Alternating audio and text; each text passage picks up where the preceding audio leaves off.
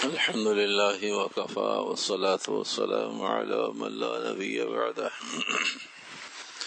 أعوذ بالله من الشيطان الرجيم. بسم الله الرحمن الرحيم. كتب الله لأغلبن أنا ورسلي إن الله قوي عزيز. لا تجد قوم يؤمنون بالله واليوم الآخر يوادون من حاد الله ورسوله ولو كانوا آباءهم أو أبناءهم أو إخوانهم أو عشيرتهم. صدق الله مولانا العظيم وصدق رسوله النبي الكريم ونحن على ذلك لمن الشاهدين والشاكرين والحمد لله رب العالمين. سورہ مجادلہ کی آخری آیت 20 رکوع 137 آیات، ایک سپارہ 28واں سپارہ سورہ مجادلہ، پہلا مضمون جس میں اللہ تبارک و تعالی نے ارشاد فرمایا ہے ایمان والوں کی ایک خاص کیفیت اور ایمان والوں کا ایک خاص عمل بتایا ہے، اور کسوٹی اور معیار ایمان کو ذکر فرمایا ہے. کسوٹی اور معیار ایمان کو ذکر فرمایا ہے. 1400 سال ہو گئے اس قرآن حکیم کو. ہر آدمی اپنے آپ کو کسوٹی پر پرکھے اور فیصلہ کرے کہ بھئی میں ایمان کی کس سطح پر کھڑا ہوں.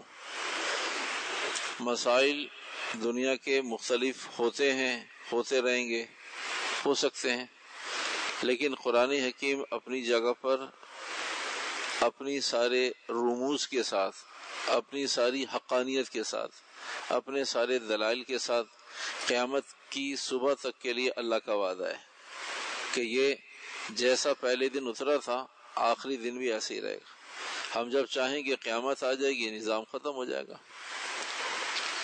تو ایسی صورت میں اللہ سبحانہ وتعالی نے معیار ایمان ارشاد فرمایا ہے. کتب اللہ لاغلبن انا ورسولی. اللہ فرماتے ہیں ہم نے فیصلہ کر لیا ہے تکلیفوں مشقتوں کے بعد غلبہ اللہ کی بات کا اور اللہ کے رسول علیہ الصلوۃ والسلام کا ہی ہے. غالب اللہ کی بات ہی آئے گی. کتب اللہ لاغلبن انا ورسولی، میں اور میرے رسول، میری اور میرے رسول کی بات، میرا اور میرے رسول کا لائے ہوا دین ہی غالب آئے گا. کتب اللہ لاغلبن انا ورسولی. کیوں ایسا کیوں ہے؟ ایسا اس لیے ہے کہ ان اللہ قوی عزیز، اللہ پاک طاقت والا بھی ہے اور زبردست بھی ہے. تو وہ لوگوں کو مہلت دے گا، مواقع فراہم کرے گا. اپنے نبی علیہ الصلوۃ والسلام کی تعلیمات کو عام کرنے کے لیے خود پیارے نبی علیہ السلام اور صحابہ مشقت میں آئیں گے، تکلیفوں میں آئیں گے. پھر انتہا یہ ہوگی، آخر یہ ہوگا، خلاصہ یہ ہوگا کہ اللہ کی بات غالب آ جائے گی. آپ علیہ الصلوۃ والسلام نے ایک موقع پر ارشاد فرمایا میرے رب نے یہ فیصلہ کیا ہے کہ میرا لایا ہوا دین ہر کچے پکے گھر میں، اون کے سوت کے خیمے میں یہ دین گھس کر رہے گا، یہ دین پہنچ کر رہے گا، یہ دین داخل ہو کر رہے گا، یہ دین غالب ہو کے رہے گا. یہ بات ارشاد فرمائی. اگلی بات معیار ایمان کی بنیاد پر لا تجد قوم یؤمنون باللہ والیوم الآخر. آپ کو کبھی بھی ایسے لوگ قیامت تک نہیں ملیں گے کہ وہ اللہ پر اور آخرت پر یقین رکھتے ہوں اور وہ اللہ اور رسول کے دشمنوں سے دوستیاں جوڑتے پھرتے ہوں. یوادون من حاد اللہ ورسولہ، جو اللہ اور رسول کے دشمن ہوں ان سے دوستی وہ کرے گا جس کا اللہ پر ایمان اور آخرت پر ایمان نہیں ہوگا. ایک ایسا معیار کسوٹی ترازو بتا دیا ہے کہ ہر آدمی فیصلہ کر سکتا ہے کہ میں کس درجے کا مومن اور مسلمان ہوں قرآن حکیم کے فیصلے اور روح سے. لا تجد قوم یؤمنون باللہ والیوم الآخر. آپ کو ایسے لوگ نہیں ملیں گے. کیسے لوگ؟ کہ جو اللہ اور رسول پر ایمان بھی رکھتے ہوں اور اللہ اور رسول کے مخالف لوگوں سے دوستی بھی جوڑتے ہیں. جو اللہ اور رسول کے دشمن ہوں ان سے دوستی بھی رکھیں. اگر کوئی آدمی اللہ اور رسول علیہ الصلوۃ والسلام کے دشمنوں سے دوستی رکھتا ہے تو اس کے پاس ایمان آخرت اور ایمان باللہ نہیں ہے. اگر ایمان باللہ اور ایمان آخرت ہے تو وہ دو ٹوک ہوگا کہ مجھے دوستی تعلق نہیں رکھنا. یوادون من حاد اللہ ورسولہ، وہ دوستی رکھے ایسوں سے جو مخالف ہوں اللہ اور رسول کے، چاہے ولو کانوا آباءہم، چاہے ان کے آباء و اجداد ہوں، ان کے بیٹے ہوں، او اخوانہم بھائی ہوں، او عشیرتہم یا ان کی فیملی ممبرز ہوں، ان کے گھر کے لوگ ہوں، خاندان کے لوگ ہوں. تب بھی وہ ایسا نہیں کریں گے. ان کے دلوں میں ایمان ایسا راسخ ہو جائے گا کہ وہ انہیں کوئی چیز سمجھ میں نہیں آئے گی, کوئی چیز نظر نہیں آئے گی, کسی چیز پر کمپرومائز نہ کریں گے. ارے بھائی تجارت ہے, گئی تجارت. ارے بھائی وہ اتوار کو سوتے ہیں اور ہم اتوار کو جاگیں گے اگر تو 2 دن چھٹی ہو جائے گی, کہا نہیں چاہیے. لین دین کا نہیں چاہیے, کاروباری معاملات نہیں چاہیے, اثر و سوخ نہیں چاہیے. کتب اللہ لاغلبن انا رسول, کہا میں اور میرا رسول غالب آئے گا جب تم ان سے دوستی کے اعتبار سے کٹ کر رہو گے, اور اگر تم ان سے دوستیاں جوڑتے رہو گے تو تمہارا دین مکسچر بن جائے گا, اور مکسچر دین پر مدد نہیں آتی. ہمارا دین اس وقت متنجن بن گیا ہے, ہم آدھا ادھر آدھا بٹیر ہو گئے ہیں, تو ہمارے پاس جو سالڈ دین تھا وہ بھی بے حیثیت ہو گیا, اس کی بھی جان نکل گئی. تو معیار ایمان بتایا ہے کہ یہ معیار ایمان ہے. اگر معیار ایمان کو چیک کر رہے ہیں تو کس کو کفر کی کتنی محبت ہے, دنیا کے ملکوں کی کتنی محبت ہے, اور ڈالرز کی کتنی محبت ہے, ویزوں کی کتنی محبت ہے, امیگریشن سے کتنا تعلق ہے, گرین کارڈ کو کتنا آدمی سجدہ کرتا ہے. جس آدمی کے اندر جو چیز موجود ہے قرآن بتاتا ہے کہ وہ سوچے, فکر کرے, غور کرے کہ اسے یوادون من حاد اللہ ورسول, وہ کہاں 2 ٹوک ہے, اور جو 2 ٹوک نہیں ہے. آگے مضمون آ رہا ہے, جو 2 ٹوک نہیں ہے, 2 ٹوک نہ ہونا. ایک آسان سی بات عرض کرتے ہیں, اللہ کرے بات سمجھ میں آ جائے. اس وقت پوری دنیا کے اندر 1% بھی مسلمان ایسا نہیں ہے, 1% بھی مسلمان ایسا نہیں ہے جو 2 ٹوک بات کرنے کا عادی ہو یا پسند کرتا ہو. 1% مسلمان, 1%, صرف 1%, 1% مسلمان. ہر آدمی ہر موقع پر ایسی بات کرتا ہے کہ بھئی میں اس سے بھی مخالفت نہ لوں اور اس کے یہاں بھی برا نہ بنوں. اور شریعت مطہرہ نے اس سچویشن کو, اس کنڈیشن کو, ان کیفیات کو, اس لیے کہ قرآن نے تو کہا ہے 2 ٹوک بات کرو, تو قرآن خود 2 ٹوک بات نہیں کرے گا. اللہ رسول نے کہا 2 ٹوک بات کرو, تو اللہ رسول 2 ٹوک بات نہیں کرے.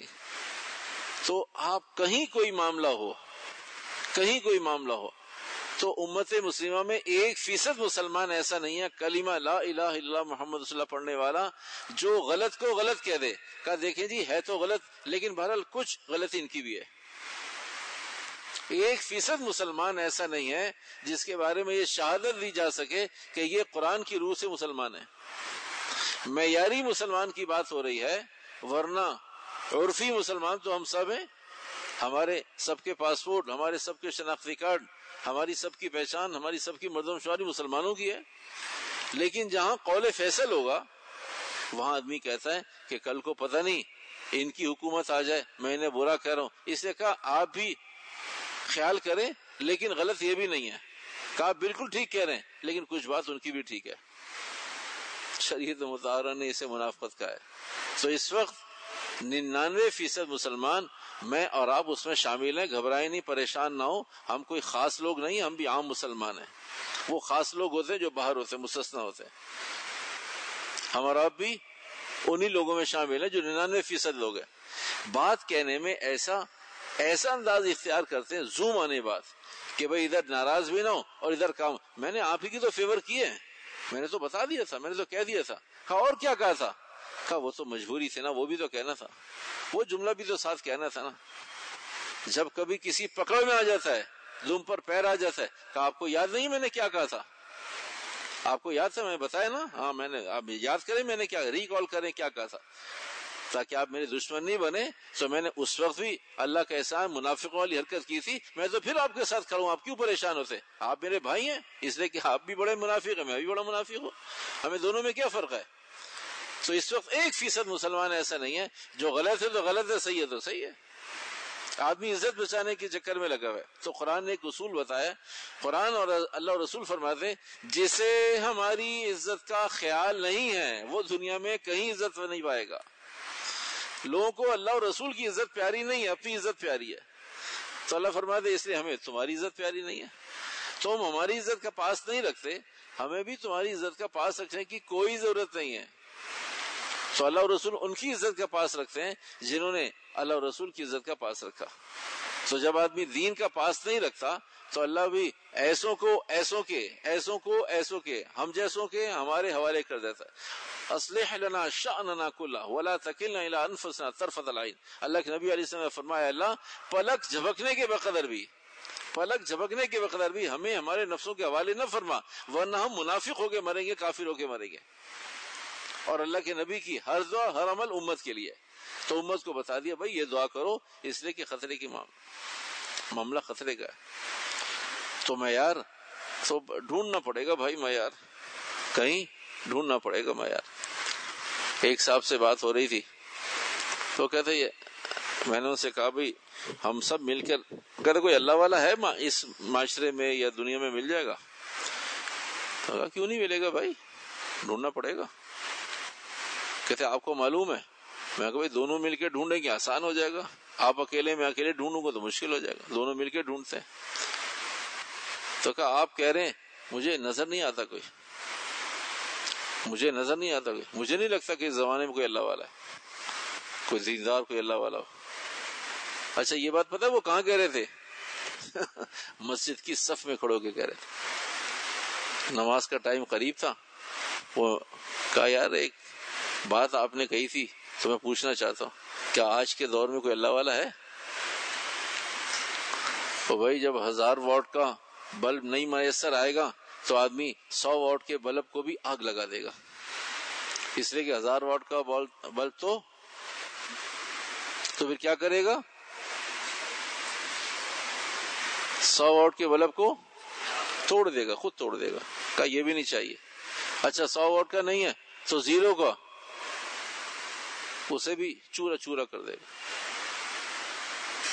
عقل کا تقاضا یہ ہے 1000 واٹ کا بلب نہیں ہے تو بھائی 100 میں کچھ تو کام چلا لو, اور وہ بھی نہیں ہے تو 0 کے بلب میں کچھ, کیونکہ اندھیرے کے مقابلے میں روشنی تو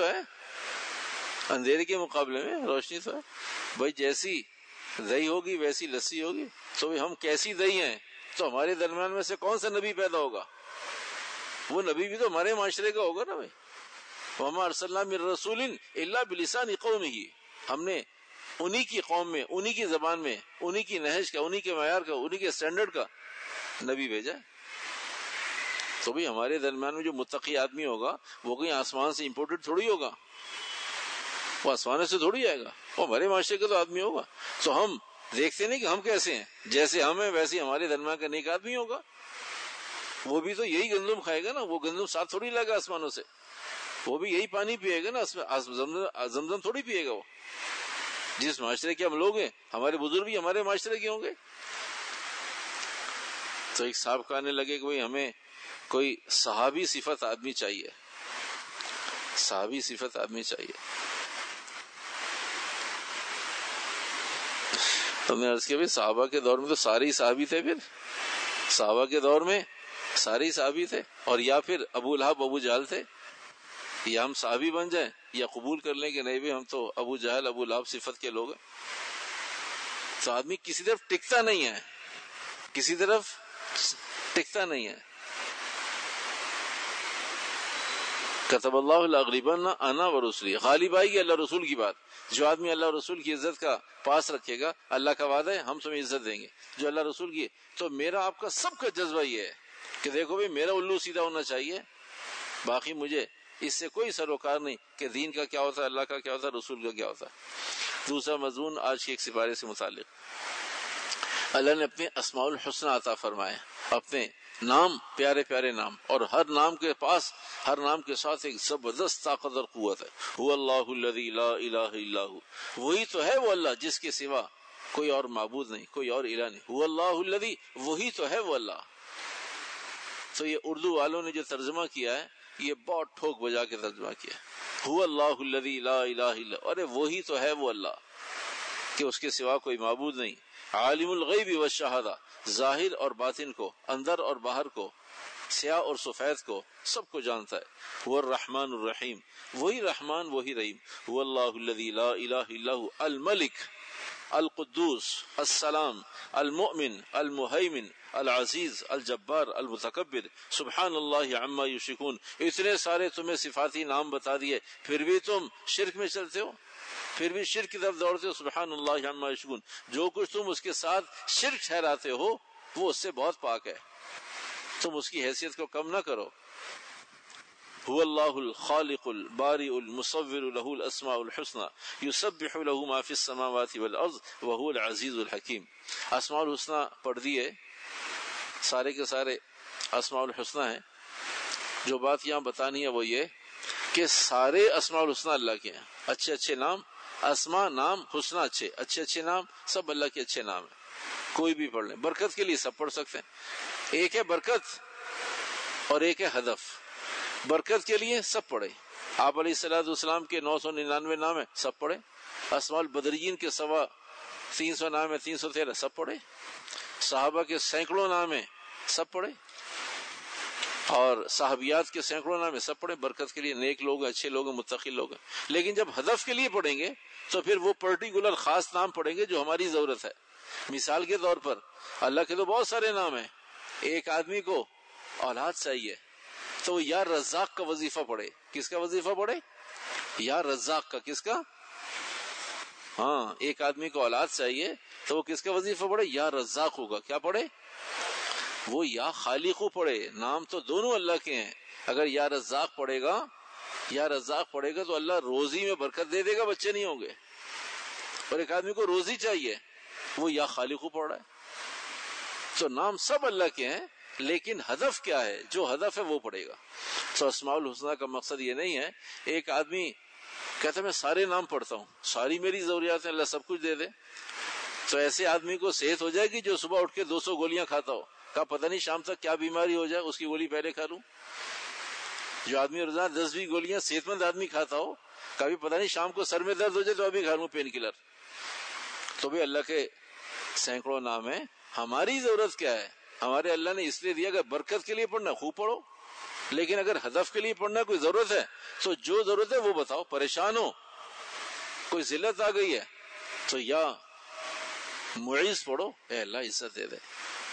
اگر کہیں حفاظت چاہیے یا حافظو، کہیں مدد چاہیے یا ناصرو. کہیں آدمی اپنے آپ کو اکیلا محسوس کرتا ہے یا مالکو. تو بھائی جو کچھ پڑھنا ہے، ہدف علیحدہ چیز ہے، برکت علیحدہ چیز ہے. تو قصہ کیا ہے؟ قصہ یہ ہے ہدف کے موقع پر برکت کا وظیفہ پڑھ رہے ہوتے ہیں اور پھر پریشان ہو جاتے ہیں کہ اتنے عرصے سے میں اللہ کا یہ اسماء الحسنہ پڑھوں، کچھ ہو ہی نہیں رہا. تو بھائی ہوگا تو جب نمبر ٹھیک ہوگا. کہ آدمی کہے جی میں صبح سے بیٹھا ہوں نمبر لگا رہا ہوں. کہا کس کا نمبر لگا رہا ہوں؟ کہا میرے دوست کا. کیا نمبر ہے کیا؟ کہا وہ تو مجھے بھی نہیں معلوم نمبر کیا ہے، لیکن کوشش کر رہا ہوں مل جائے.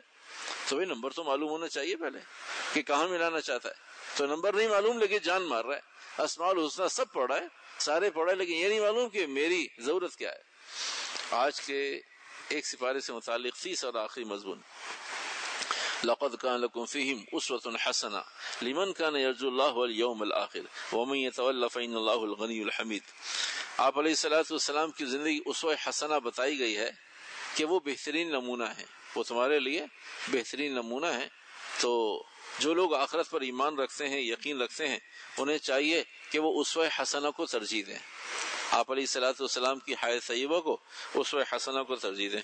تو بھائی اسوہ حسنہ، اتباع نبی، آپ علیہ الصلوۃ والسلام سے محبت، تعلق، اتباع، تھوڑی سی تفصیل سمجھنے کی ضرورت ہے، تھوڑی سی تفصیل. ایک بات یہ کہ آپ علیہ الصلوۃ والسلام ہمارے لیے اسوہ حسنہ ہے، اس کا اردو میں ترجمہ ہے کہ آپ صلی اللہ علیہ وسلم ہمارے لیے آئیڈیل اور نمونہ ہے، ہمارے لیے آئیڈیل اور نمونہ ہے. دوسری بات یہ، الیوم اکملت لکم دینکم واتممت علیکم نعمتی ورضیت لکم الاسلام دینا.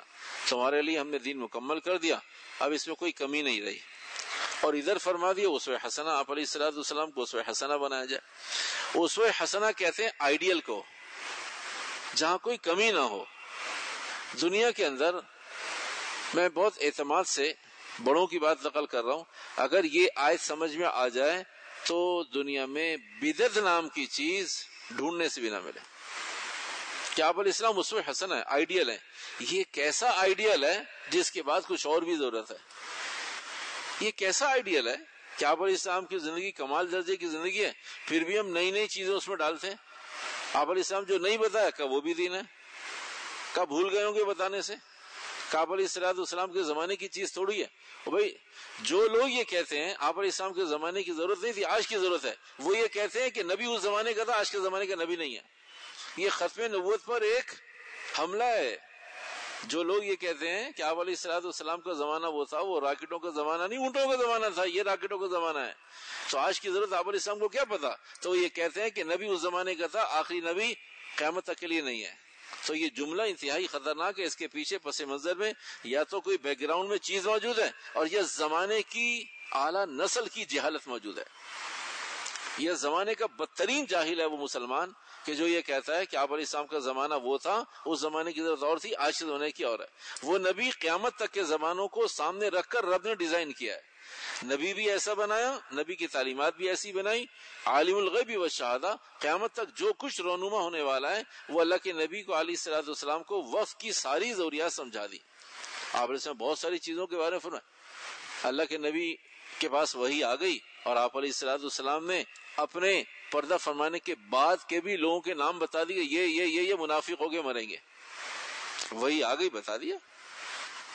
عالم الغیب اس لیے کہ بتانے والا عالم الغیب ہے، ظاہر اور باطن سب کچھ جانتا اور سمجھتا. اس نے اپنے نبی کو اور تمام علیہ السلام جو بتانا تھا وقت پر بتا دیا. تو بھی اللہ کے نبی علیہ السلام آئیڈیل ہیں. جو اللہ کے نبی علیہ السلام کی زندگی میں کمال نہیں پاتا، اس کا مقصد ہے کہ اس کا نبی ناقص ہے. اللہ نے فرمایا الیوم اکملت لکم دینکم، ہم نے دین کامل کر دیا. اگر کوئی آدمی آج کے زمانے میں کوئی چیز ایسی جس پر عمل کرتا ہے اور کہتا ہے دین تو نہیں ہے لیکن بری بھی نہیں ہے، تو وہ یہ کہتا ہے کہ یا تو نبی کو معلوم نہیں تھا اور یا میں نبی سے زیادہ سمجھدار ہوں. تو یہ بدعت بہت ایمان میں ہول کرنے کے لیے ایک بدعت بہت کافی ہے. ایک اور اشکال کا جواب دیتے ہیں، بات ختم کرتے ہیں. جب بھی کبھی بدعت کی سنت کی بات کرتے ہیں، جب بھی کبھی بدعت سنت کی بات کرتے ہیں تو ایک عام سا جواب اور خاص سے لوگ ایک عام سا جواب دیتے ہیں کہ بھئی اس زمانے میں بدعت کہتے ہیں نئی چیزوں کو، بدعت کہتے ہیں نئی چیزوں کو، نئی چیزیں بدعت ہیں. تو بھئی یہ مسجدیں بھی بدعت ہیں، قالین بھی بدعت ہیں، لاؤڈ اسپیکر بھی، اس لیے کہ آپ علیہ السلام کے زمانے میں نہیں تھے. تو بھئی یہ سمجھ لیجئے نئی چیزوں کو بدعت نہیں کہتے، نئی چیزوں کو ایجادات کہتے ہیں. نئی چیزوں کو ایجادات کہتے ہیں، نئی چیزوں کو بدعت نہیں کہتے. بدعت کہتے ہیں وہ چیز جو نئی بھی ہو اور دین میں اسے شامل کر دیں، اسے بدعت کہتے ہیں. دین کا حصہ بنا دیں، دین کا حصہ بنا دے کہ دین اس کے بغیر نہیں چلے گا اور ہو وہ نئی چیز. یہ دو کنڈیشن سے بدعت بنتی ہے.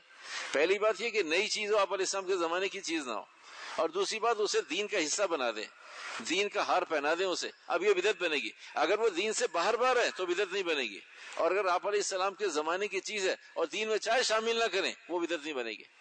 آپ علیہ السلام کے زمانے کیا نہ شامل کریں دین میں، لیکن ہے آپ علیہ السلام کے زمانے کی چیز، اور آپ علیہ السلام کے زمانے کی چیز نہیں ہے لیکن اسے ہم نے دین میں شامل کر دیا، دین بنا دیا، تو بدعت بنے گی. اگر دین میں شامل نہیں کیا، یہ کون کہتا ہے کہ قالین بدعت؟ قالین کو بدعت جب کہیں گے نماز اسی پہ ہوگی، اس کے علاوہ نہیں ہوگی. دین کا حصہ تھوڑی ہے. جب نہیں ہوگا نہیں ہوگا، جب ہوگا تو پڑھ لیں گے. مسجد بھی چار دیواری نہیں ہوگی تو نماز پڑھ لیں گے. یہ تھوڑی کیا کہ پکی چھت ہوگی تو نماز پڑھیں گے ورنہ نہیں پڑھیں گے. اگر مسجد کو یہ کہا کہ پکی چھت پہ ہی نماز ہوگی، چھت کے بغیر نماز نہیں ہوگی، لائٹوں میں نماز ہوگی اندھیرے میں نہیں ہوگی، پنکھوں کے نیچے ہوگی بغیر پنکھوں کے نہیں ہوگی، قالین کے اوپر ہوگی قالین کے علاوہ نہیں ہوگی، تو پھر بدعت ہوگی. یہ کون کہتا ہے کہ بغیر قالین کی نماز نہیں ہوتی؟ کون کہتا ہے بغیر پنکھوں کی نماز نہیں ہوتی؟ کون کہتا ہے بغیر لائٹ کی نماز نہیں ہوتی؟ تو یا تو ہمیں بتانے والوں نے بتایا نہیں، اور یہ ہم سمجھنے والے اتنے اچھے ہیں کہ ہم بنیادی طور سے سمجھنا نہیں چاہتے. تو بدعت وہ ہوا کرتی ہے جسے دین کا حصہ بنائیں.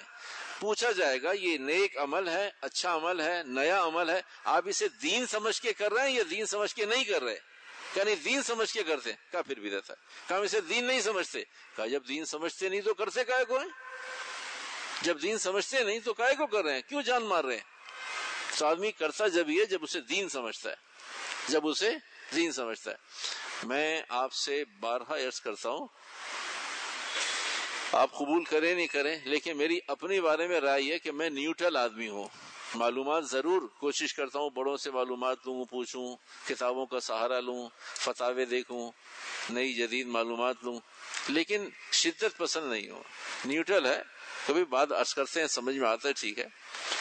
تو ہم 12 ربیع الاول بہت شدت کے ساتھ مناتے ہیں، تو بھئی اس وقت آپ علیہ السلام کے زمانے میں نہیں تھا اور آج ہے، تو بھئی ہم اسے دین کا حصہ بناتے ہیں، دین سے باہر رکھتے ہیں؟ کہا جی نہیں، یہ تو دین ہے۔ تو بھئی اگر دین ہے پھر بدعت ہے، اگر ہم کہیں دین نہیں ہے تو جب دین نہیں ہے تو کیوں کر رہے ہیں؟ تو غیر دین کو 12 ربیع الاول کے دن کیوں کر رہے ہیں؟ آپ علیہ السلام کے نام پر کیوں کر رہے ہیں؟ صحابہ کے نام پہ کیوں کر رہے ہیں؟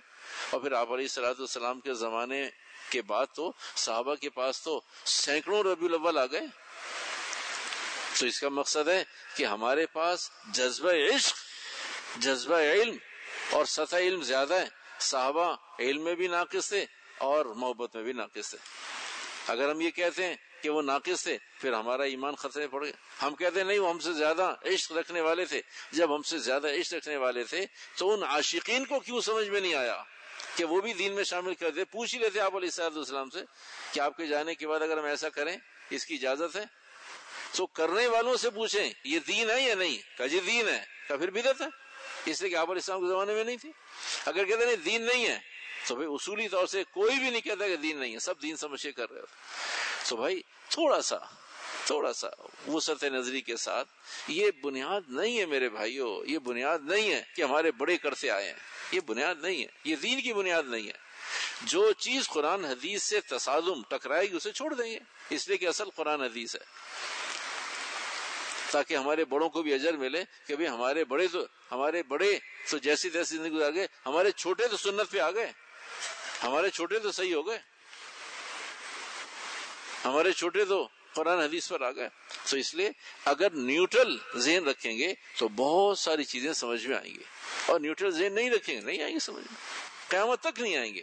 اور ہدایت کا وقت متعین ہے، اپنے اللہ سے دعا کریں کہ اللہ پاک ہدایت کا وقت متعین ہے، وہ ہدایت کا وقت میری زندگی میں ہی آ جائے، اللہ پاک سمجھ کی توفیق عطا فرمائے۔ دعا سے پہلے ایک بات عرض کر دیں، وہ بات یہ کہ آج 26ویں شب ہے اور کل 27ویں شب ہے۔ ہمارے ہاں قاسم مسجد میں عرصے دراز سے 27ویں شب کو تکمیل قرآن ہو رہا تھا۔ جو مضمون چلا ہے، اگلی بات اتنی ثقیل ہے کہ اب مضمون سننے کے بعد بھی ہضم نہیں ہوگی۔ جو مضمون 15 منٹ 20 منٹ مضمون سنت اور بدعت اور احداث فی الدین، عربی کا مقولہ ہے نئی چیزیں دین کے اندر وہ بدعت ہیں اور دین کے لیے وہ بدعت نہیں ہے۔ احداث فی الدین بدعت ہوتا ہے، احداث للدین بدعت نہیں ہوتا۔ یہ اگر کوئی عربی سمجھتا ہو یا کوئی مناسبت رکھتا ہو تو احداث کہتے ہیں نئی چیزوں کو، احداث کہتے ہیں نئی چیزوں، نئی چیز ہو اور للدین اور فی الدین کا فرق ہے۔ احداث فی الدین، دین کے اندر نئی چیزیں تو بدعت ہے، اور دین کے لیے کوئی چیز احداث للدین تو بدعت نہیں ہے۔ تو یہ مسجد ساری چیزیں احداث للدین ہے، فی الدین نہیں ہے، اسے دین کا حصہ نہیں بنا رہے۔ تو بھائی بہت عرصے سے درخواست کر رہے تھے کہ دیکھو بھائی سوال یہ ہے، کیونکہ ہماری عمر، تجربہ، کہنا، اللہ کی شان، فیصلہ کرنے والے، نماز پڑھنے والے، آگے پیچھے سارے لوگ معمر لوگ ہیں، اور یہاں تو ایک بہت بڑا مسئلہ یہ ہے نا کہ بھئی تم کالی داڑھی والے ہمیں کیا دین سمجھا رہے ہو۔ ایک بہت بڑی مصیبت یہ ہے کہ سفید داڑھی والا کہتا ہے کہ ہم نے یہ بال دھوپ میں سفید نہیں کیا، ہمیں سب معلوم ہے۔ تو بھئی 21 سال کا عرصہ لگا اور ابھی بھی مجھے نہیں معلوم کہ یہ پھر جراثیم سر اٹھا لیں۔ ہم نام نہیں لیتے، ہمارے قرب و جوار میں بہت ساری مساجد ہیں، ہم کوشش کرتے تھے کہ وہاں ختم قرآن میں جائیں، تو ہم نے ایک مسجد والوں سے درخواست کی بھائی آپ یہ 25 کو کیوں کرتے ہیں، آپ 25 کو کیوں کرتے ہیں؟ تو انہوں نے کہا اس کے جواب تو بعد میں دیں گے، پہلے آپ بتاؤ کہ آپ 27 کو کیوں کرتے ہیں۔ میں نے کہا اس لیے کہ میں وہاں کہنے کے بعد میری کوئی حیثیت نہیں ہے، درخواست کرتا ہوں اگر مان جاتے ہیں ان کی مہربانی، آپ تو اچھے لوگ ہیں، آپ تو ضدی لوگ نہیں ہیں، آپ تو انا کا مسئلہ نہ بنائیں، آپ تو دین کو دین رہنے دیں۔ تو اللہ کی شان ایک سال ہم نے درخواست کی، انہوں نے کہا اگلی دفعہ دیکھیں گے، پھر ہم اگلے سال گئے، ہم نے پھر درخواست کی، پھر تیسرے سال پھر ہم نے ان سے معذرت کر لی کہ بھائی اب ہم نہیں آ سکیں گے، اس لیے وہ کہتے بھی آپ معذرت نہ کریں، ہمارے بھی بس میں نہیں ہے، ہماری بھی ساری قوم ایک ہنگامہ ہو جاتا ہے، نہیں جی 25 کو۔ کیوں 25 کو؟ کہا اس لیے کہ 25 ہی کو تو ہوتا ہے، بنیاد یہ ہے، کہا 25 ہی کو تو ہوتا ہے عرصے سے۔ ہمارے یہاں قاسم مسجد میں بھی، میں پچھلی آپ کو ماضی بتا رہا ہوں، لیکن الحمدللہ اس سال ابھی قریب کے زمانے میں بھی 27 کے علاوہ ہوا تھا، تو اب اس سال کمیٹی نے طے کیا، کمیٹی نے بھی بہرحال کوشش کی، اپنے کردار ادا کیا، ہم نے بھی ان سے درخواست کی کہ بھئی آپ اگلے سال پھر 27 کو کر لینا، لیکن یہ رسم توڑو کہ 27 ہی کو ہوگا، اس کے علاوہ نہیں ہوگا، کر لینا پھر 27 شوق پورے کر لیجئے گا اگلے سال، پھر ایک سال کے بعد 28 کو کر لیجئے گا، 29 کو کر لیجئے گا۔ یہ تکمیل قرآن کوئی وہی آئی ہے کہ 27 کو ہی کرنا ہے، اور بنیاد یہ کہ ہمارے بڑے آبا و اجداد 27 کو کرتے تھے۔ آپ کو معلوم ہے کتنے سال سے ہوا ہے؟ کہا 40-50 سال سے۔ آپ کی عمر کتنی ہے؟ کہا عمر کو چھوڑیے، آپ کتنا عرصہ ہوا؟ کہا 20 سال۔ کہا آپ تو بعد میں آئے ہیں، ہم تو 40 سال سے یہی کر رہے ہیں۔ کتنی مضبوط تقریر ہے، کتنے 40 سال سے ایسا کر رہے ہیں۔ ارے بھائی اگر ہم نے کر رہے ہیں تو بھائی 1400 سال پیچھے چلے جائیے، تاکہ ڈنکے کی چوٹ پر اصل پر آ گئے، ہم اصل پر آ گئے۔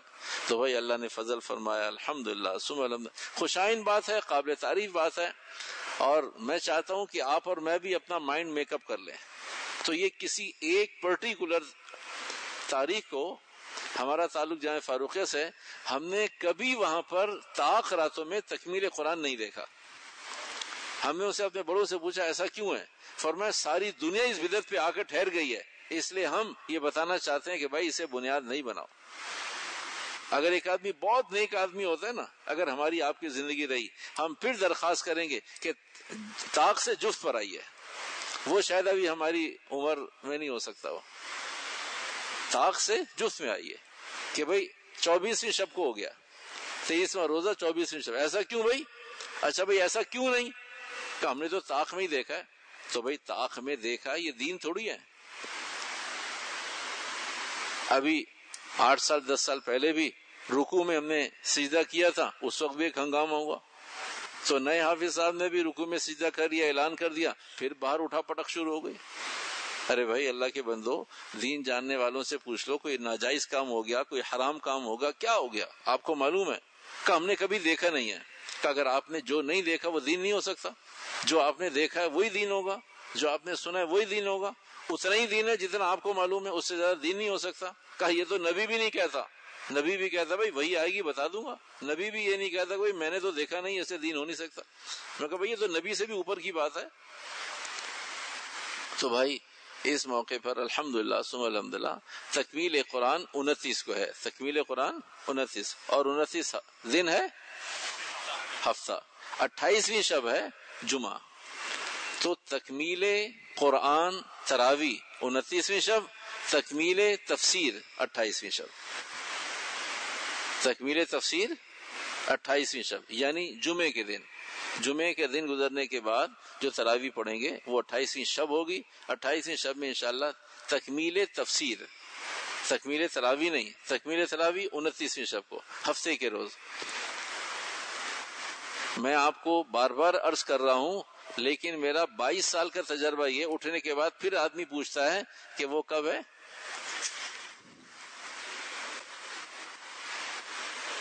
میں آپ سے سچ عرض کر رہا ہوں، بتاتے وقت مجھے بوجھ ہوتا ہے کہ اتنا سمجھدار پڑھا لکھا مجمع ہے، اتنی دفعہ بتانے میں کوئی زچ آ جائے گا، کوئی بلڈ پریشر ہائی ہو جائے گا، وقت ضائع کر رہے ہیں۔ لیکن اٹھنے کے بعد اب اگر کسی کو پوچھنا بھی ہوگا تو کم از کم ابھی نہیں پوچھے گا۔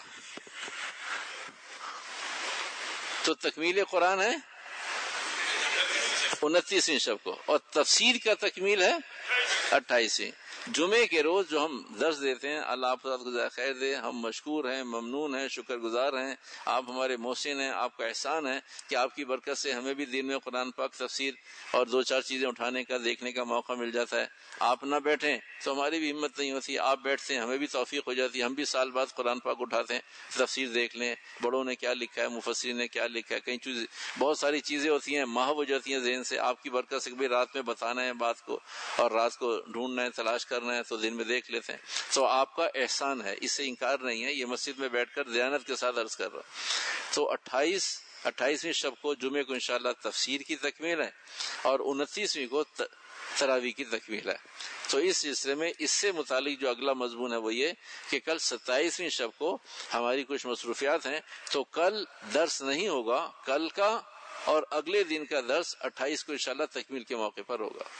تو کل تراویح کے بعد ہمیں فوراً کہیں جانا ہے، ہماری مصروفیات ہیں، تو انشاءاللہ کل والا درس بھی اور 28 کو تو پھر تکمیل ہے، تو 28 کو انشاءاللہ دونوں دن کا سبق اور دونوں دن کی تفسیر آ جائے گی۔